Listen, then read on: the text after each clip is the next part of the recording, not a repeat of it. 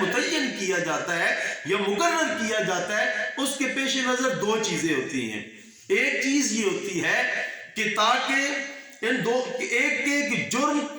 جس نے جو جرم کیا ہے اس کے کیے ہوئے کی اس کو سزا دی جائے۔ ایک تو یہ ہے کہ کوئی بندہ جرم کرتا ہے، اس کے جرم کی اسے سزا دی جائے، اور دوسری چیز کیا ہے، کیا اس جرم کو دیکھ کر بعض اوقات گناہ کی طرف میلان بڑھتا ہے، لوگ بڑھتے چلے جاتے ہیں۔ تو اب ایک تو اس نے گناہ کیا، اس کی بھی سزا، تو دوسرا جو گناہ کو دیکھ کر گناہ کی طرف جانے کا رستہ ہے، یا جو گناہ میں غلط ہونے یا ملنے کا جو رغبت اور میلان ہے، اس کو بھی روکنا ہوتا ہے، تاکہ لوگوں کو پتہ چل جائے میں اگر یہ گناہ کروں گا، میں اگر اس طرح گناہ کروں گا تو مجھے یہ سزا ملے گی۔ تو یہ سزا کے پیش نظر دو چیزیں ہوتی ہیں۔ اب اگر کوئی شخص ہو، وہ کسی کی جان کو طلب کر دے، کسی کو قتل کر دے، اس سے زندگی کا جینے کا حق چھین لے، اب کیا اگر اس کو آپ 2 تھپڑ مار کے چھوڑ دیں گے، وہ اگلی گلی میں پھر کسی کو قتل کر دے گا؟ یا اگر کوئی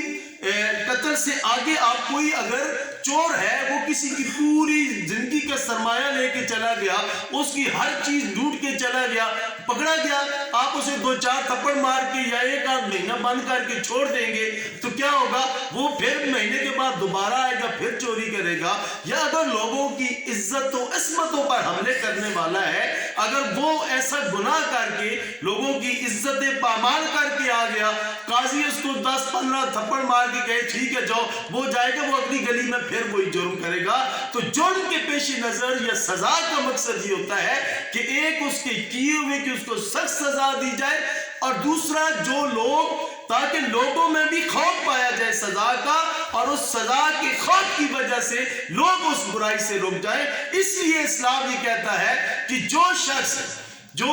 کسی کو قتل کرتا ہے، اس کو اس کے بدلے میں قتل کیا جائے۔ جو کسی کا مال لوٹتا ہے، اس کا ہاتھ قلم کر دیا جائے، تاکہ دوبارہ وہ کسی کو لوٹ نہ سکے، دوبارہ وہ ایسا جرم نہ کر سکے۔ اور جو کسی کی حرمت کو پامال کرتا ہے، عزت و عصمت پہ حملہ کرتا ہے، اس کو اسلام کہتا ہے کہ رجم کرو، سنسار کرو جب تک کہ وہ مر جائے، تاکہ لوگوں میں بھی اس کو اس کی کیے کی سزا مل جائے، اور لوگوں میں بھی ایک خوف پیدا ہو جائے، لوگوں کے اندر بھی ڈر پیدا ہو جائے کہ اگر ہم یہ گناہ کریں گے تو اس کی سزا ہمیں یہ ملے گی، تاکہ دونوں طرح سے فائدہ ہو۔ ایک اچھا معاشرہ، ایک نیک سیرت معاشرہ، عزت و عصمت سے محفوظ، مال سے محفوظ اور جان سے محفوظ معاشرہ تبھی قائم ہو سکتا ہے جبکہ جتنا بڑا جرم ہوگا اتنی سخت سزا ہوگی، تاکہ لوگ سزا سے بچیں گے،